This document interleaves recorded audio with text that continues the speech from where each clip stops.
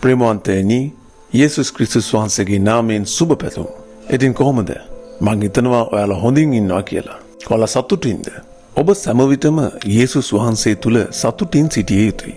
හරි. සාමාන්‍ය ජීවිතයේදී දුක් කරදර දුක් වේදනා එන්න පුළුවන්. හැබැයි අපි මේ සියල්ල ජයගත යුතුයි. ඉතින් මේ නිසායි සමිදානන් වහන්සේ ශුද්ධ ලියවිල්ල තුලින් අප සමග කතා කරන්නේ. අපි උන්වහන්සේට යාඥා කරනවා, උන්වහන්සේ අපව සනසනවා. මෙසේ ජීවත් වීම තමයි කිතුණු ජීවිතයේ තියෙන ලොකුම සතුට. මම මේ ඉන්න තැන බලන්න. මේ අඹ ගහයි මේ වත්තයි හරිම ලස්සනයි නේද? මේක අයිති වෙන්නේ Jesus Redeems Ministry එකට. ඒක අයිති යේසුස් වහන්සේට. ඇත්තටම සමිදානන් වහන්සේ අපගේ දේව සේවයට මෙවැනි උද්‍යාන සහ සෝභාදාමින් පිරුණු ස්ථාන රාශියක් ලබා දීලා තියෙනවා. මමත් ගොඩක් වෙලාවට මේ වත්තට ඇවිත් යාඥා කරනවා. ඇවිදිමින් යාඥා කරනවා. දනින් වැටි යාඥා කරනවා. සමහර වෙලාවට මම පැදුරක් එලාගෙන හවස් වරුවට ගසක් යට වාඩි වී ශුද්ධ ලියවිල්ල මෙනෙහි කරනවා. යාඥා කරන්න නම් මේක හරිම ලස්සන තැනක්. මේ වගේ ලස්සන පරිසරයක යාඥා කරනකොට අපිට හොඳ හැඟීමක් ඇති වෙනවා. ඉතින් යේසුස් වහන්සේ පවා කඳු මුදුන් වල යාඥා කළ බව අපි අහලා තියෙනවා. ඒ වගේම උන්වහන්සේ ගෙත්සමන උයනට ගිහිල්ලා යාඥා කළා. ඔබටත් අවස්ථාවක් ඇතනම් ගෙදරින් එළියට යන්න. වැඩ අධිකව නැති වෙලාවට ගෙදරින් එළියට ගිහිල්ලා යාඥා කරන්න බැරිද? මේ ලස්සන පරිසරයත් එක්ක කාලය ගත කරන්න, යාඥා කරන්න. වෙනස ඔබටම දැනේ.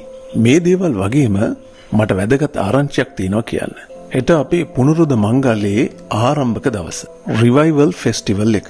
ඔබ සමහර විට දැන්වීම් දකින්න නැති.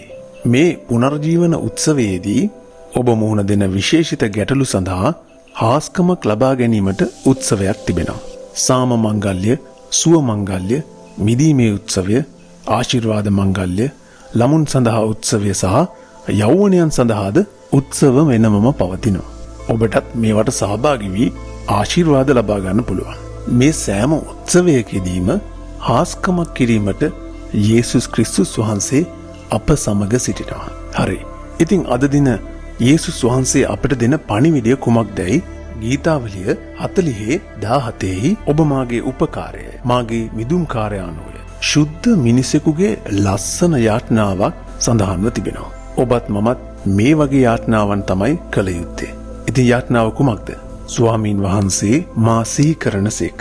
ඔබ මාගේ උපකාරය, මාගේ මිදුම්කාරයාණෝය. මාගේ දෙවියන් වහන්සේ පමානුව මැනව. ඉතින් ඔබටත් උදව් අවශ්‍ය වෙන්නේ නැද්ද? ඔබත් මාත් ශුද්ධ ජීවිතයක් ගත කළ යුතුයි. ජයග්‍රාහී ජීවිතයක් ගත කළ යුතුයි. අපි කරන සියලු දේම ජයගත යුතු නම් අපට උදව් අවශ්‍යයි. සමිදානන් වහන්සේ ඔබේ උපකාරය වෙනවා ඇති. උන්වහන්සේ අපේ පිහිටයි.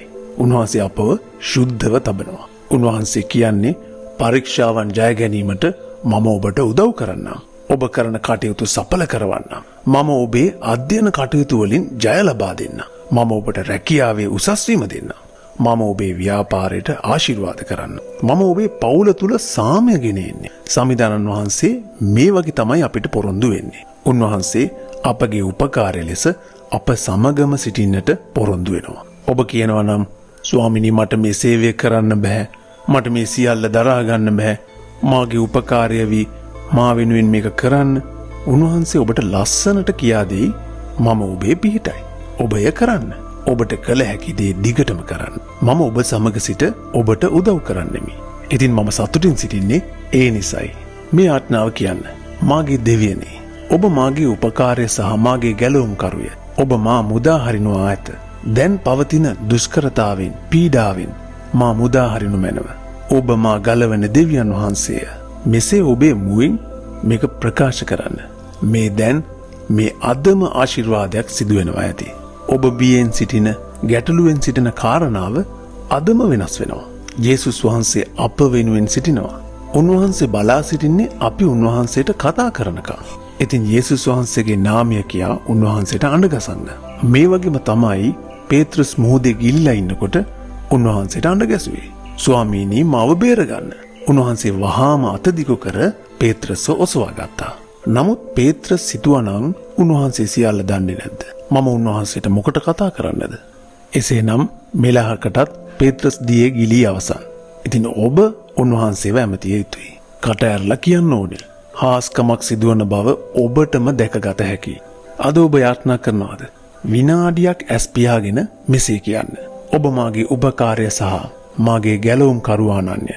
ජීවමාන දෙවියනි, ඔබ අද මේ දුෂ්කරතාවෙන් හා පීඩාවෙන් මා මුදාගත මැනව. යේසුස් ක්‍රිස්තුස් වහන්සේගේ නාමයෙන් ආමේන් ආමේන්.